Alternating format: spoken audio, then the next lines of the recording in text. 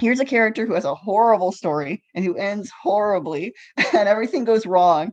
But their story was still beautiful and you still cared enough to read the whole thing to the end.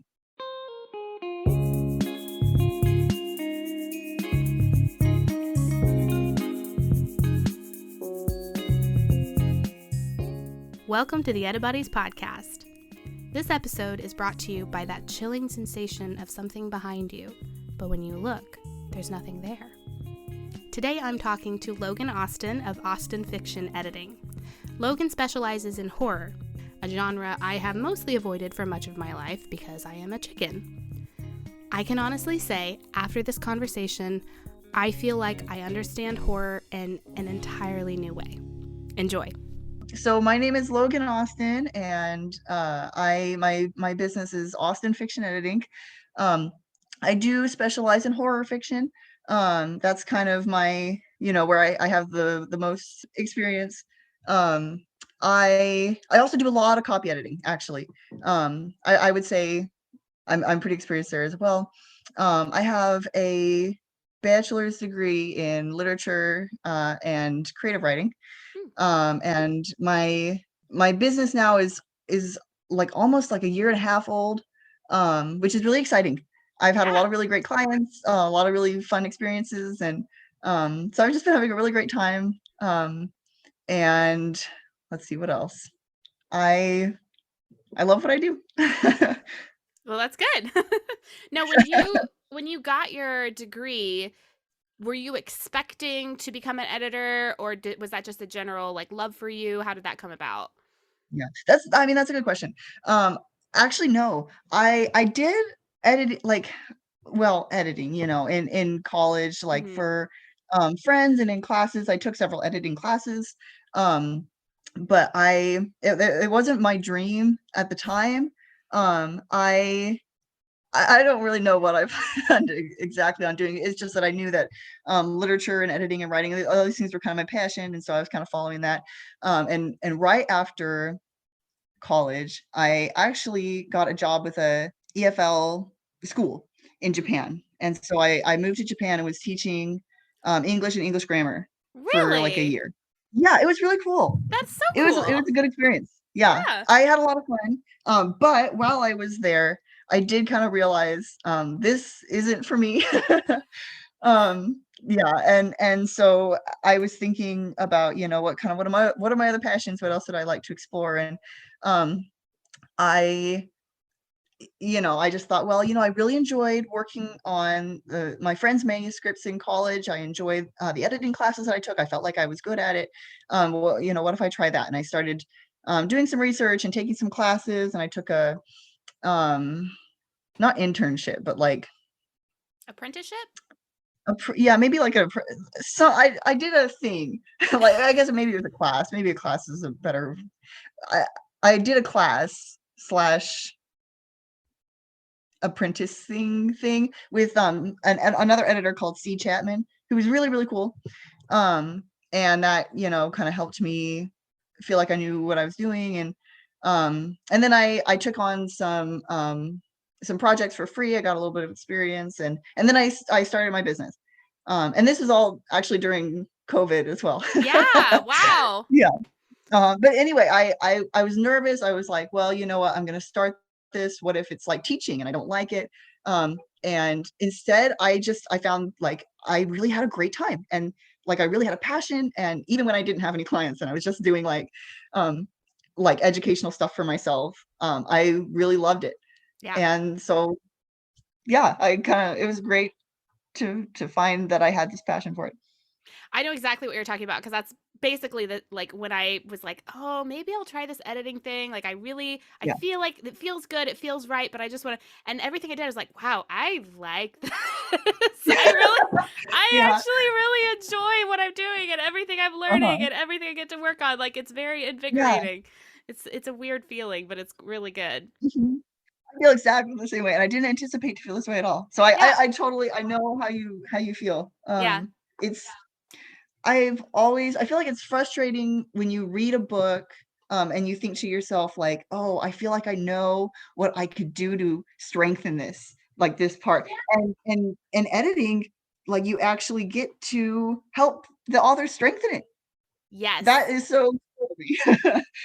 I know. Yeah, It's a I know lot of exactly what you mean. I would always frustrate my friends so much because we'd like go to the movies and they'd be like, "What'd you think of that oh, movie?" And I'd be like, yeah, "Well, it was good, but like it didn't really make sense with this, and this was kind of a plot hole, and I feel like it yeah, actually would have been better if this character had done this." And they would always be yeah. like, "Why can't you just enjoy the movie?"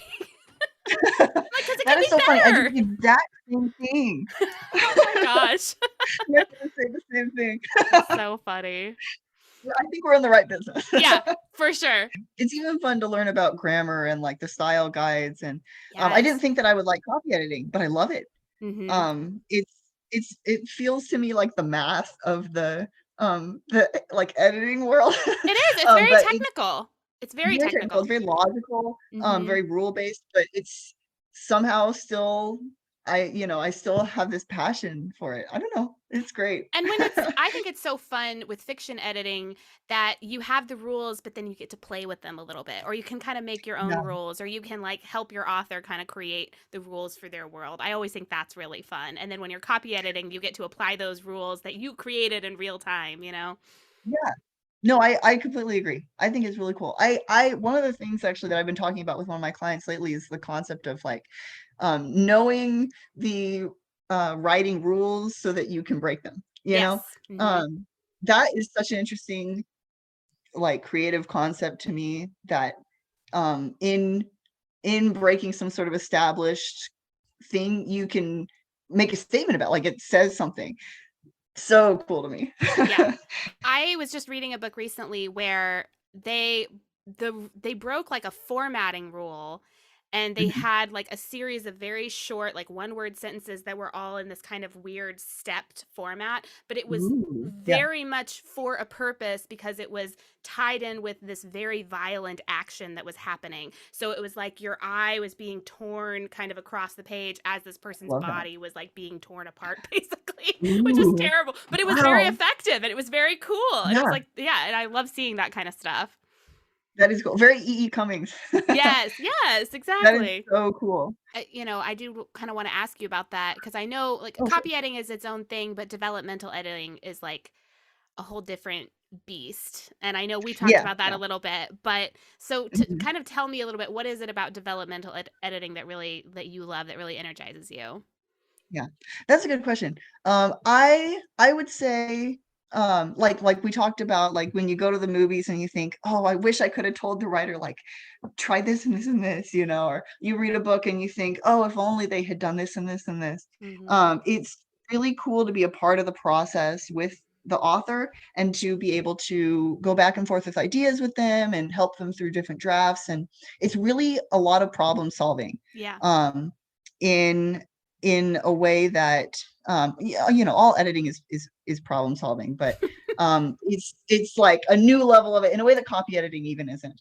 um we get to lay out, what are the issues here, what's not being communicated, and how can we communicate stronger, and Yeah. how can one thing I really like is I think this was said a lot. I think I've heard it in a lot of different, so I'm not exactly sure who said it, but somebody has said that in copy editing, you are the reader's advocate to the writer.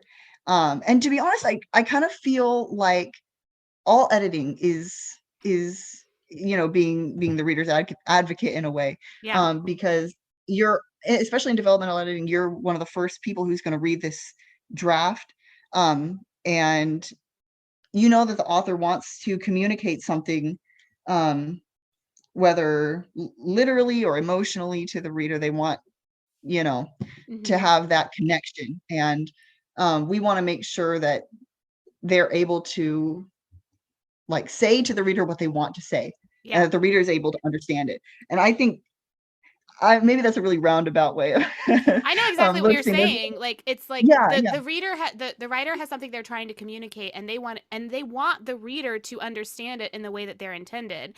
And the yeah, editor kind of has to be there saying, as this other person, because, it's very hard for an author or any person to really understand how what they're saying is being perceived. So the editor is almost Yeah, there to say, this is how what you're saying is being perceived. Is that what you intend?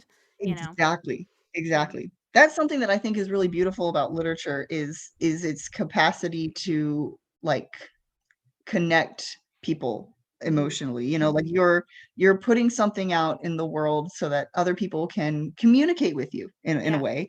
Um, and you want to make sure that you're communicating yourself well. And this is something that even if you are the most perfect writer in the world, you're going to need a second pair of eyes, because that's where the communication begins. Is when you put something out and the other person gets to respond to it, um, even if the reader is just responding like emotionally. Yeah. Yeah, so it's really interesting and beautiful and artistic to be able to help authors hone their what they're trying to say. And it's something that I've experienced as well in my own writing, and having like I am working personally on a manuscript right now. And I've Oh. had a couple beta readers. Yeah, I really enjoy writing as well. But I'm a little bit private about it, but I do a lot of writing. And anyway, I finished this manuscript like it was probably last summer actually. And I sent it to my first beta reader, or critique partner, I guess is the right word. Um, and she got back to me and was like, I don't know why this character did this. At the very end, like, I don't know why the ending was like that. And it just it stunned me. I remember being shocked because I was like, what do you mean you don't get it? Like it was through the whole thing. And then we had this really, really good discussion, Yeah. where she kind of told me where the writing techniques that I had been using didn't translate for her. Hmm.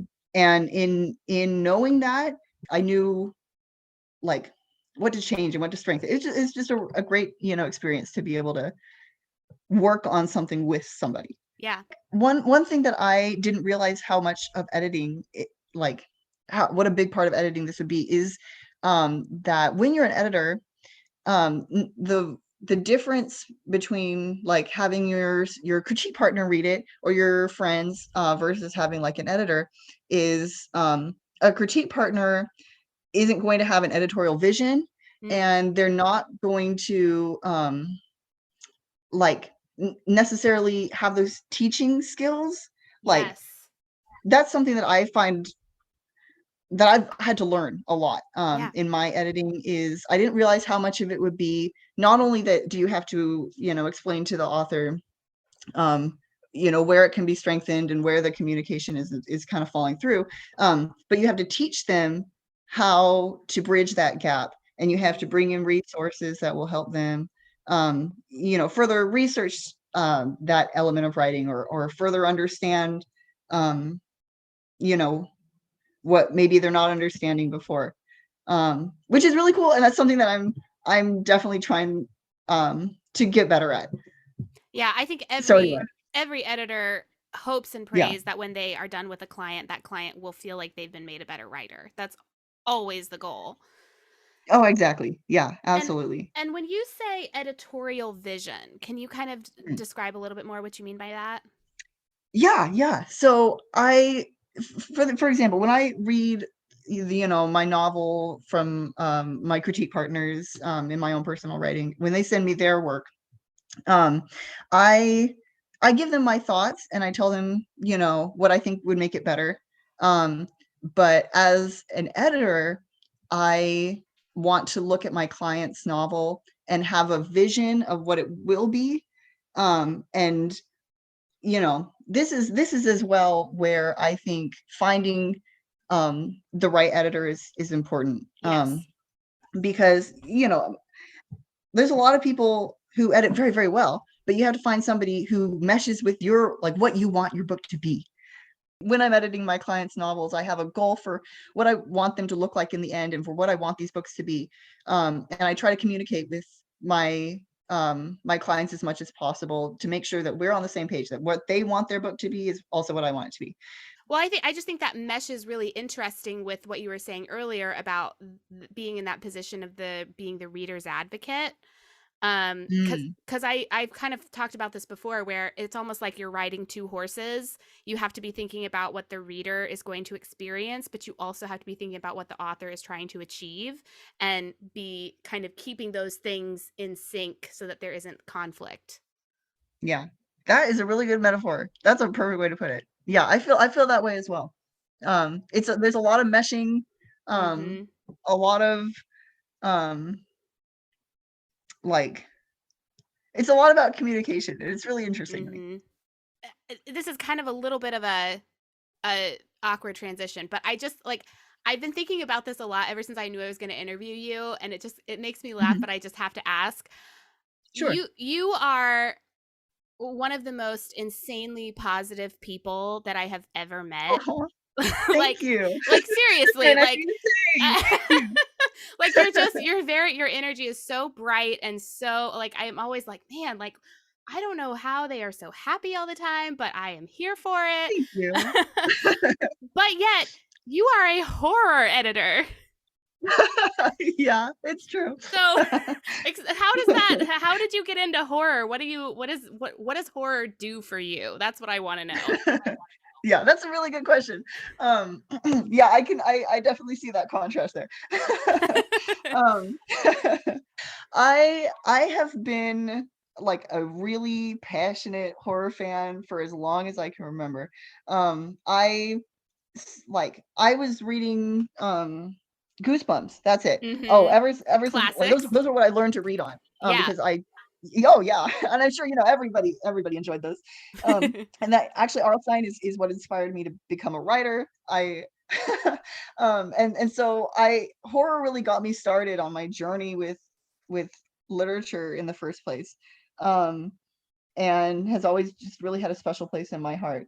And I noticed as well that I go back to horror over and over again. Mm. It's the genre that I read the most in and that I'm the most involved in. And I there's there's a lot you can say. There's a lot you can say about horror that I feel like it is such a cathartic genre to read and write. Mm. Um, because in horror you get to express what you're scared of. And here's something else that I find beautiful too, because a lot of horrors end really badly. Like the main character dies, or um the monster eats everybody. And i I even love those books because there's something really beautiful and cathartic to me about saying, like, here's a character who has a horrible story and who ends horribly and everything goes wrong. But their story was still beautiful and you still cared enough to read the whole thing to the end. And Mm. that is so comforting to me, that the idea that, like, you can be unlucky and really bad things can happen to you. But like, your story is still worth telling and it's worth listening to. And I find that really hopeful. And I know Yeah. that's kind of contradictory, but um, it's very empowering to read and write. And um, it's it's just something that I have never been able to get out of my head. That's very interesting. I've never I am not a horror person at all. I Sure. read exactly one Goosebump book when I was a kid, and I wasn't supposed to Mhm. read it. And I have remembered it ever since because I was so terrified. Like, I'm pretty sure it was supposed to go back to the library, and I might have burned it or buried it in the yard or something because I thought it was like possessed. Yeah, It sure. had something to do with like a sentient ooze that was like swallowing people, and then you could like see them slowly dissolving into its like Ooh, that's scary. body. Yeah, I don't even know. Yeah, I was probably like 8 or something, and I was like, sure. nope, never again. Not for me. That's totally fair. That's totally fair. Different people take different things out of it. Yeah, no, and that's why it's really great to hear that perspective on it, because that is not something that I'd ever Yeah, considered before about, it being. sure. And of course it makes sense that all writing I mean, I feel like really good writing, it does kind of go back to the characters and how you feel about them and what kind of journey you go on as you are experiencing this character go on that journey. And so it doesn't have to have a happy ending because that's, like you said, that doesn't mean that the story doesn't have meaning. So, given that I don't have a ton of experience with horror writing, Sure. but I do know a little bit about horror films. I have seen a few of those. And what's kind of, Mm, I feel like fantasy movies and fantasy books kind of have a lot of the same tropes. Romance movies and romance books kind of have a lot, there's differences, but there's a lot of similarities. But when I think of yeah. horror movies, I think of jump scares, I think of gore, I think of Mhm. obviously like dark themes, but just things that are a lot more difficult, I feel like, to present. I mean, how do you do a jump scare in a book? I'm sure you can, Yeah. but I don't really know. So can you maybe kind of talk about the differences and similarities between the movies and the literature? Yeah, yeah, that's a really, really good question. And that's something that my clients bring to me often, Mm. actually is when I get horror clients, they well, not always, but for the most of the time, they'll come and they'll say, "How do I make this scarier?" Mm. Which I love that question. Uh, That's great. um, oh, yeah, it's a lot of fun. I love working on 'em. I mean, I love all of my clients, but I really love working on a horror, manuscript. But, I honestly, in the same way that a jump scare, and that a lot of people would find a jump scare maybe kinda cheap in a horror movie, I would say there are jump scares in a horror novel, and, that's not the epitome of scariness. Mm. They can do a lot better. When I notice, my writers doing like a and then the monster jumped out, I which I mean, it's fair. I do that myself. I think everybody who writes horror kind of leans into some of those maybe stereotypes sometimes. Sure. In an attempt, we want to be scary. Um, yeah, there's this really popular Stephen King quote that now this is a controversial opinion. I'm not a huge Stephen King fan, but this quote is really good. And he essentially lists that there are 3 kinds of scares. There's a gross out scare, which is like you said, like the gore. Mhm. And all these are important kind of scares, but it's important that you use them all to the best ability. Then he lists something he calls the horror, which would be like his exact words are the unnatural, spiders the size of bears, the dead waking up and walking around. Mm. But then the kind of fear that we really want to strike in a horror novel is what Stephen King calls terror. And he says it's when you come home and notice everything you own has been taken away and replaced by an exact substitute. It's when the lights go out and you feel something behind you, but when you turn around, there's nothing there.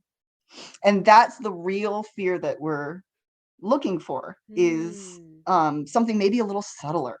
Um, when we were writing a horror novel, we in the same way that any book, like we've been saying, um, is expressing something and communicating to a reader, um, a horror novel expresses your fear and, maybe even your grief. Like, take Hereditary, like, her child has died. That's horrific. That's scary, Mhm. is your family falling apart.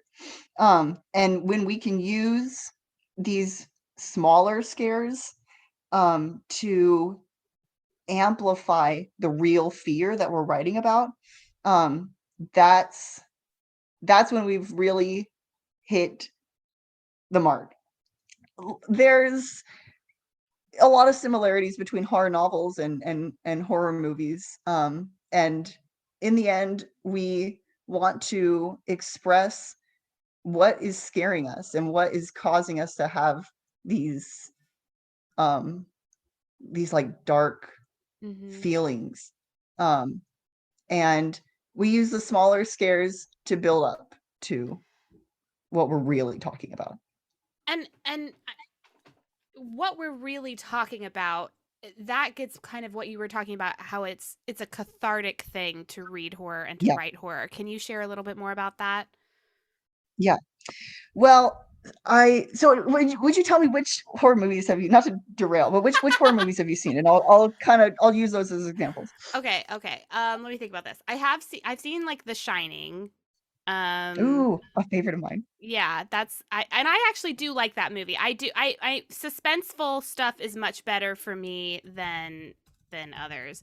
I've seen quite a few zombie movies, I feel Oh, fun. like I watched like the Walking Dead TV show. Oh, one horror movie that I simultaneously liked and never want to see again was Midsummer. Ooh, yeah. That Ooh. movie kind of messed me up a little bit. Uh-huh. It's popular for a reason. It messed me up a little too. Yeah. Um, Yeah, so that's probably the spectrum of what I've seen. yeah, that would be a very good example. In fact, is to use Midsummer because that's a very popular movie and it was executed very beautifully. Mhm. Um, what we're really talking about in Midsummer is um not just grief, but also the fear of not being understood. Danny goes through the movie with her boyfriend Christian, um, and he doesn't listen to her. He is dismissive of her Mhm. emotions, and in the end, these aren't new ideas. I'm afraid I'm not very original with this one, but people have talked about this movie a lot, and I've read a lot of like analyses about it. But in the end, Danny eschews this misunderstanding in place of the cult who claims to understand her, and whether or not the cult does or does not, Mhm. is or is not a good choice is not what I'm arguing here, but more that she oh, there's a lot I could say about this whole concept. In fact, in general, she actually in this movie kind of transcends her fear. Um, she sort of becomes the thing to be afraid of. Mhm. And in that is no longer has that fear that she had at the beginning. That's her way of escaping the monster is by becoming the monster. Wow. And that's referred to as transcendental horror. And that's something that I have a really, I really have a passion for. But anyway, like the smaller scares, um, the fact there's a lot to be said about the fact that Danny's entering like a new culture, and it's one that she doesn't understand. Maybe she's afraid they don't understand her. These smaller discomforts build up to the real fear Mhm. of misunderstanding. Of, do you feel held by him? No, she does not. She wants to feel held. She wants to feel understood. Um, Same as in The Shining, their isolation builds into um this fear of losing control, the fear of um there's maybe a real desire inside of you that's evil, Mm. and being on your own will bring out that evilness Yeah. because there's nothing else to subdue it anymore. And so all these different things, these are very deliberate choices on the part of these directors and writers, to make themselves understood and to um, give power to this the real point that they're trying to make. Does that answer your question? I'm sorry, I feel like I ramble a lot. No, I think what you're saying is great, and so this is kind of a follow up, and just to make sure that I fully understand what you're saying. Yeah. Do you feel like one of the big appeals of horror is that it allows us through like what you were saying, with Midsummer, you've got these kind of small discomforts that lead to these bigger, more horrific discomforts or questions, or the real feel or the heart of the fear or whatever. And do you feel Hmm. like horror allows us to kind of explore those questions that we're kind of not, we don't allow ourselves to in ordinary, at top of mind kind of thing. We don't want to think about like, oh, if something really terrible happened to me, I could become a very terrible person, or Yeah, yeah, yeah. is there some kind of secret evil inside of me that just needs the right opportunity to come out? Because I do think that's people wonder about those kinds of things, but they Hmm. never really give themselves the psychological space to actually explore what that means, because we're afraid to do that. Yeah, And so horror kind of gives us this opportunity to do that, but do it in this separate, um step back way, because it's not actually us, it's this character that we're asking those questions through, essentially. yeah. Yeah, I would say very much. I would say very much so. I think that's a very large appeal. Is to be able to explore real world fears that we wouldn't be able to explore these quote unquote safely Mm-hmm. in other situations. I think it's very powerful to be able to face those things. Um, it's very powerful. Absolutely. So, do you have any for people who want to become horror writers, or who are just interested in the horror genre, or maybe editors that are interested in maybe working on horror projects, do you have any like Hmm. seminal books of the genre that you would recommend, or any Ooh, craft books, anything like that? yeah, that is a really good question. I might be a little bit biased. I have some of my favorites. Um, I will say it very much depends. Horror is so broad. Yeah. And maybe that's just because I'm like so obsessed.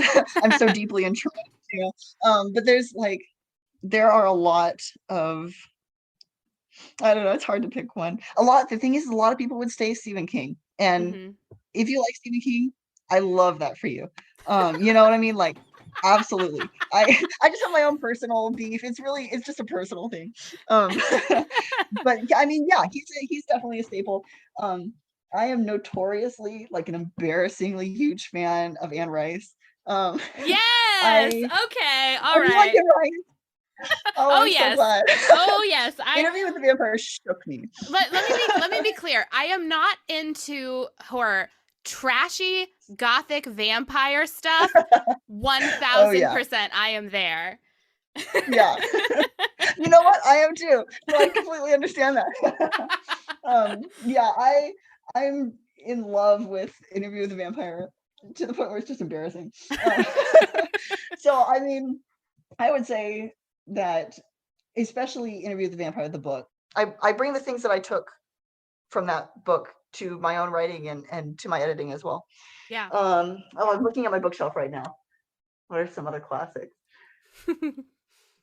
Oh, you know what? I also grew up reading Edgar Allan Poe. These are going to be very basic. Oh, sure. But um, that's yeah, what we're talking about, right? It's like these are kind of the yeah, foundations that people have built on over the years. that's a good point. Yeah, no, well in that case, yeah, Edgar Allan Poe's perfect, and yeah, he's just some really really good stuff. A lot of people like Lovecraft. Mm, If you're into say cosmic horror, yeah. um, obviously he's going to be the perfect place to start. Um, Oh, there's a lot. Okay, this is maybe cheesy. I'm also really into well, especially if you enjoy paranormal horror, because that's something that I really focus on as well. I read a lot of local ghost story books, actually. And this Oh. this maybe isn't as foundational as Edgar Allan Poe, but I think a lot of horror authors would benefit from reading more um like local real life paranormal horror, regardless of whether or not the things in these books are true. Mm-hmm. um because a lot of them talk about hauntings, they talk about exorcisms. um they're extremely fascinating, and they're the basis of, especially where paranormal horror is concerned. Mm-hmm. These books have the basis for what we're like, the real life folklore that we're working off of. um Yeah. and that's just fascinating to me. So I've been collecting these books for a really, really long time. I'm from Illinois, actually, and in Illinois, there's this like paranormal nonfiction author named Troy Taylor, and I've collected almost all of his books. He's really fantastic. And then there's a series. called Haunted America, and they'll sell these. I have the Route 66 one because it's in Illinois. I have the history of San Antonio because I'm living in San Antonio right now.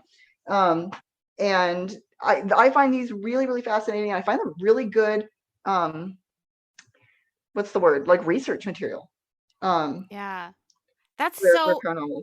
That's so interesting. I never would have even considered that, but there is I mean, anywhere you go in America, you're going to find some kind of ghost history. Everybody's always advertising their haunted house tours or whatever. Like we love Yeah. that kind of shit. We love that shit here.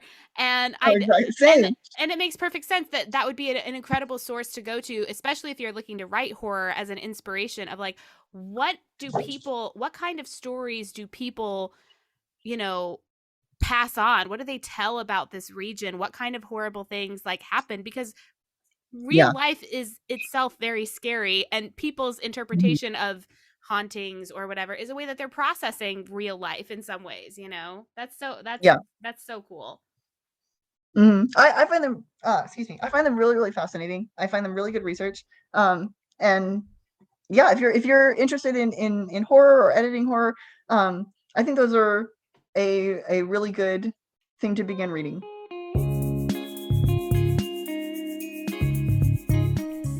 And that's our show. If you find your spine needs a bit more tingling, get it? Because like books have spines, you get it. You can contact Logan at austinfictionediting.com. If you'd like to share your thoughts, just drop us an email at edibuddiespod@gmail.com. You can find me on Instagram at midwriteworlds or through my website at midwrite.com. That's MIDWRITE. See you next time.